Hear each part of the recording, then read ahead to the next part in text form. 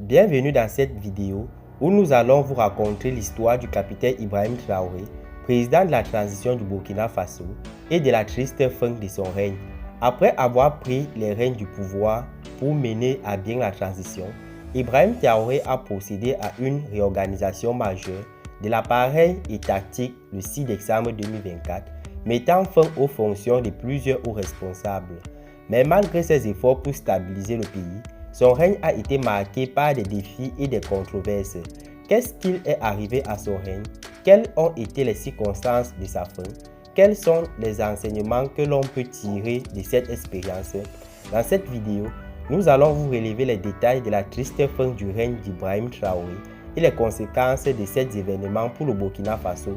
Nous allons également analyser les facteurs qui ont contribué à la chute et les défis qui attendent le pays dans l'avenir. Alors, restez à l'écoute pour en savoir plus. Retrouvons-nous tout juste après le générique. Bonjour à tous et bienvenue sur l'équipe 21. Abonnez-vous, activez la cloche de notification et laissez-nous un gros pouce bleu.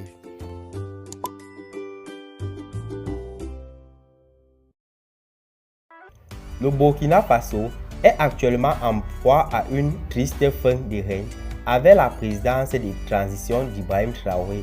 Depuis sa prise de pouvoir en novembre 2020, il avait pourtant suscité de nombreux espoirs pour le peuple burkinabé.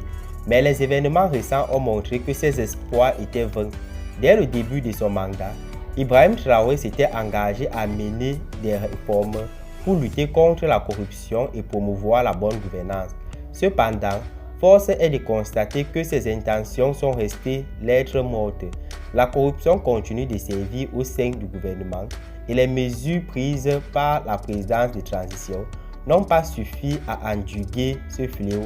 Au contraire, de nombreux scandales ont éclaté depuis sa prise de pouvoir, jetant le discret sur sa crédibilité. De plus, le bilan économique de la présidence de transition est loin d'être satisfaisant.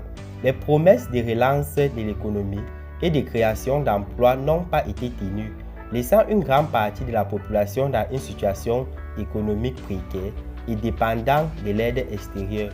Les mesures économiques prises par Ibrahim Traoré ont été jugées inefficaces et ont alimenté les tensions sociales. Mais le plus grand échec de la présidence de transition est sans aucun doute sa gestion de la crise sécuritaire. Depuis l'arrivée d'Ibrahim Traoré au pouvoir, les attaques terroristes ont considérablement augmenté dans le pays, causant de nombreuses pertes humaines et matérielles. Les promesses de renforcement de la sécurité et de lutte contre le terrorisme n'ont pas été tenues, laissant le peuple burkinabé dans un sentiment d'abandon et d'insécurité.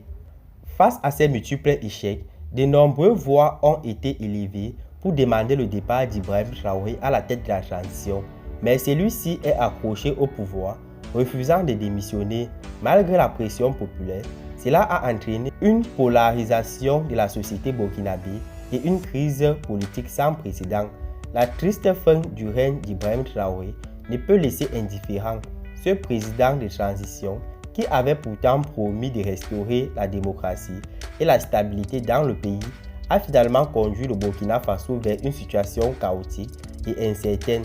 Son manque de leadership et son incapacité à répondre aux attentes du peuple ont entraîné une forte désillusion au sein de la population. En somme, le règne d'Ibrahim Traoré en tant que président de la transition du Burkina Faso a été marqué par l'échec et de la déception. Le peuple burkinabé espère désormais un nouveau départ avec l'élection d'un nouveau président qui saura répondre aux besoins et aux aspirations de la population.